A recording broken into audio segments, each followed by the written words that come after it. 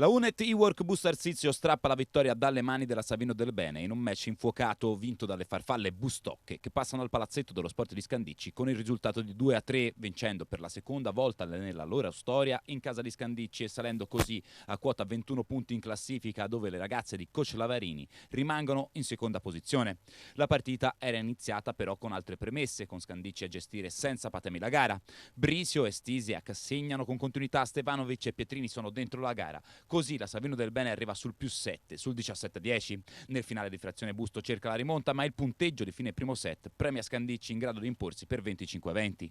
Nel secondo set le farfalle lombarde partono con maggiore determinazione e si portano avanti sull'1-4, ma Brisio e Pietrini guidano la reazione della squadra di Mencarelli, che a metà set è avanti per 17-14.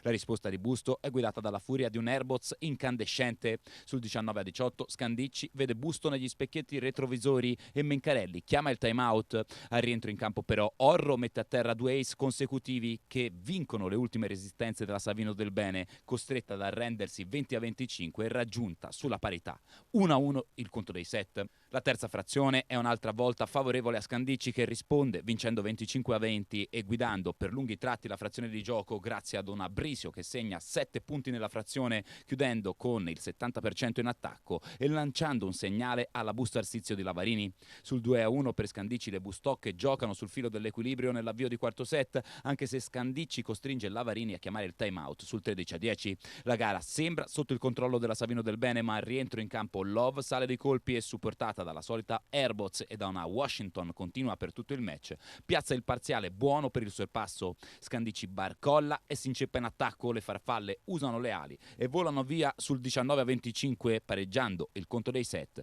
sul 2-2. Per la sesta volta in stagione così Scandicci è costretta al tiebreak, mentre Busto Arsizio si presenta per la seconda volta in campionato al quinto set. Al cambio campo sono le ragazze di Lavarini a presentarsi avanti per 7-8. La Savino del Bene, al termine di una gara infinita, sconta le fatiche di Champions League e passa avanti per 9-8, ma si perde, favorendo con i propri errori una Unet Iwork Busto Arsizio, che alla fine esulta sul 12-15, generato da un errore in palleggio di Milenkovic.